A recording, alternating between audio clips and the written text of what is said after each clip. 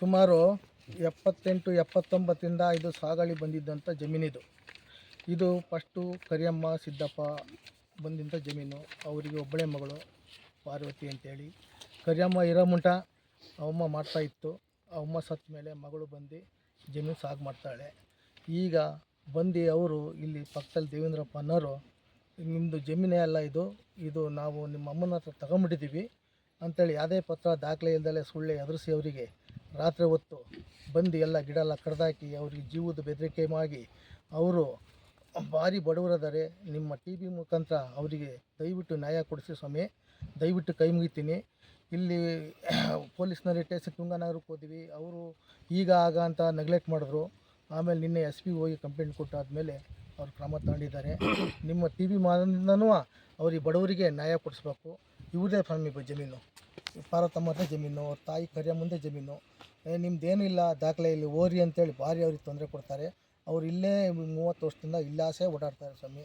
ಇಲ್ಲೇ ಅವ್ರಿಗೆ ಜಮೀನು ಮಾಡ್ತಾರೆ. ನಾವು ಪಕ್ಕದಲ್ಲಿರೋದ್ರಿಂದ ನಾವು ಅವರಿಗೆ ನೋಡಿದ್ದೀವಿ, ನಾವು ಹೇಳ್ತಾಯಿದ್ದೀವಿ ಸ್ವಾಮಿ. ಅವ್ರಿಗೆ ನ್ಯಾಯ ತೋರಿಸ್ಕೊಡಿ ಸ್ವಾಮಿ. ನಿಮ್ಮ ಹೆಸರು? ಮಂಜುನಾಥ್ ಅಂತೇಳಿ. ನಮ್ಮ ಅಮ್ಮನ ಜಮೀನು ನನಗೆ ಬಂದಿರೋದು.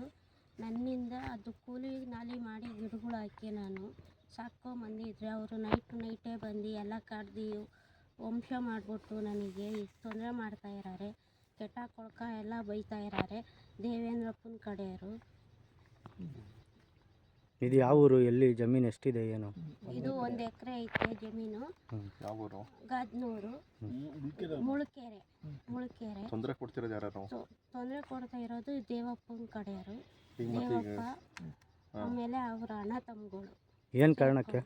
ಈ ಜಾಗ ಅವರಿಗೆ ಬಿಟ್ಟು ನಾವು ಹೋಗ್ಬಿಡ್ಬೇಕಂತ. ಈ ಜಾಗ ನಮ್ದಲ್ಲೂ ಅಂತೆ, ಬರಬಾರ್ದಂತೆ ಇಲ್ಲಿಗೆ. ನಾವು ಬಂದರೆ ಏನು ಮಾಡ್ತಾರೆ? ಸಾಯಿಸ್ಬಿಡ್ತೀನಿ, ಹೊಡಿತೀನಿ, ಬಡಿತೀನಿ ಅಂತ ಕೆಟ್ಟ ಕೊಳಕ ಎಲ್ಲ ಬೈದಾರೆ ನಮಗೆ ಬಂದಾಗ.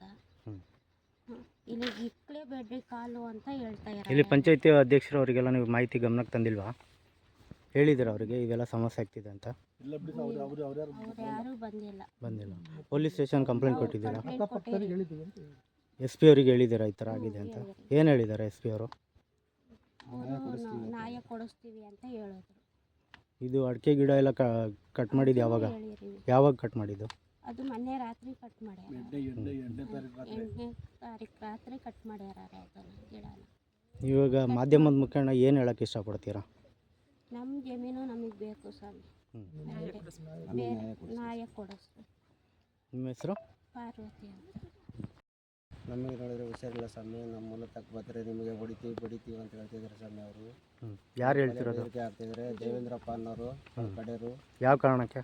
ಈ ಜಮೀನು ಬಿಟ್ಟು ಹೋಗ್ಬಿಡ್ಲಿ ಅಂತೇಳಿ ಸ್ವಾಮಿ. ಈ ಜಮೀನು ಯಾರ ಹೆಸರಲ್ಲಿದೆ? ಈ ಜಮೀನು ನಮ್ಮ ಅತ್ತೆಯರ ಹೆಸರಲ್ಲಿದೆ. ಇದು ಯಾವ ಊರಲ್ಲಿ ಬರುತ್ತೆ? ಇದು ಗಾಜ್ನೂರು ಮುಳುಕೆರೆ. ಹಂಗಾಗಿ ನಮಗೆ ಭಯ ಇಡ್ತಾ ಇದ್ದಾರೆ ಅವರು. ನಾವು ಜಮೀನು ಬಿಟ್ಟು ಹೋಗ್ಬಿಟ್ರೆ ನಾವೇ ಹೊಡ್ಕೊಂಡ್ಬಿಡ್ಬೇಕು ಅನ್ನೋದು ಅವ್ರಿಗೆ ಹಿಂಗೈತೆ ಸ್ವಾಮಿ. ಈ ಸಂಬಂಧ ನೀವು ಯಾರ್ಯಾರಿಗೆ ಕಂಪ್ಲೇಂಟ್ ಕೊಟ್ಟಿದ್ದೀರಾ? SP ಕೊಟ್ಟಿದ್ದೀವಿ, SP ಸಾಹೇಬರಿಗೆ. ನಗರ ಪೊಲೀಸ್ ಸ್ಟೇಷನ್ಗೆ ಕೊಟ್ಟಿದ್ದೀವಿ. ಅವರು ಎಲ್ಲ ನ್ಯಾಯ ಒದಗಿಸ್ಕೊಡ್ತೀವಿ ಅಂತ ಹೇಳಿದ್ದಾರೆ ಸ್ವಾಮಿ. ಈಗ ಏನು ಅನ್ಯಾಯ ಆಗಿದೆ ಇಲ್ಲಿ ನಿಮಗೆ? ನಮಗೆ ಇಲ್ಲಿ ಗಿಡ ಹಾಕಿರೋದು ಗಿಡ ಎಲ್ಲ ಕಡ್ದ ಸ್ವಾಮಿ. ಎಷ್ಟು ಗಿಡ ಹಾಕಿದೆ? 300 ಗಿಡ. 100 ಗಿಡದಲ್ಲಿ ಸ್ವಲ್ಪ ಗಿಡ ಕಡ್ದಾಕಿದ್ದಾರೆ ಸ್ವಾಮಿ. ಅವರನ್ನೇ ಕಡ್ದಾಕಿದ್ದಾರೆ. ಈ ಸಂಬಂಧ ಏನು ನ್ಯಾಯ ಕೇಳ್ತಿದ್ದೀರಾ? ನಮ್ಮ ಜಮೀನು ತಂಟೆ ಅವ್ರು ಬರಬಾರ್ದು ಸ್ವಾಮಿ, ಅಷ್ಟೇ ಕೇಳೋದು. ನಮ್ಮ ಜಮೀನು ತಂಟೆ ನಮ್ಮ ತಂಟೆ ಬರಬಾರ್ದು, ನಮ್ಮ ತಂಟೆನೂ ಬರಬಾರ್ದು. ನಿಮ್ಮ ಹೆಸರು? ನಮ್ಮ ಹೆಸರು ರಾಜಪ್ಪ ಅಂತ. ನನ್ನ ಹೆಸರು ಸುನೀತಾ ಅಂತೇಳಿ, ದಲಿತ ಸಂಘರ್ಷ ಸಮಿತಿ ಮಹಿಳಾ ರಾಜ್ಯಾಧ್ಯಕ್ಷೆಯಾಗಿದ್ದೀನಿ. ನಿನ್ನೆ ಒಂದು ಗಾಜ್ನೂರಲ್ಲಿ ಒಂದು ಮೊಳಕೆರೆ ಅನ್ನೋದೊಂದು ಗ್ರಾಮ ಇದೆ. ಅಲ್ಲಿ ಒಂದು ಇನ್ಸಿಡೆಂಟ್ ನಡೆದಿದೆ. ಅಲ್ಲೇನಾಗಿದೆ ಅಂದರೆ, ಪಾರ್ವತಿ ಅನ್ನೋದೊಂದು ಜಮೀನಿಗೆ ಸಮಾಜ ಜಾತಿಗೆ ಸೇರಿದಂತಹ ಕೆಲವರು ದೇವೇಂದ್ರಪ್ಪ ಮತ್ತು ಅವರ ತಮ್ಮಂದಿರು ಮತ್ತು ಅವ್ರ ಫ್ಯಾಮಿಲಿಗಳು ಸೇರ್ಕೊಂಡು ಆ ಎಮ್ಮೆಗೆ ತುಂಬ ಹೀನಮಾನವಾಗಿ ಬೈದು ಜಾತಿ ನಿಂದನೆ ಮಾಡಿ ತುಂಬ ಅಸಲ್ಟ್ ಮಾಡಿದ್ದಾರೆ. ಕಾರಣ ಏನು ಅಂದರೆ, ಆ ಎಮ್ಮಂದು ತಾಯಿ ಹೆಸರಿಗೆ ಒಂದು 1978 1 ಎಕರೆ ಜಮೀನು ಬಂದಿರುತ್ತೆ, ದರ್ಖಾಸ್ತು ಜಮೀನು. ಅದು ಅವ್ರು ಮಾಡ್ಕೊಂಡು ಬಂದಿರ್ತಾರೆ.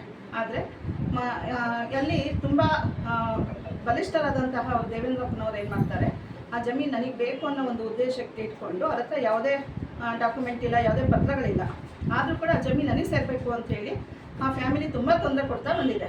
ಆದರೆ ನಿನ್ನೆ ವಿಪರೀತ ಮಟ್ಟಕ್ಕೆ ಹೋಗಿ 4/10/26 ಅವರಿಗೆ ತುಂಬ ಹೊಡೆದು ಬಡಿದು ಜಾತಿ ನಿಂದನೆ ಎಲ್ಲ ಮಾಡಿ ತುಂಬ ತೊಂದರೆ ಕೊಟ್ಟಿರ್ತಾರೆ.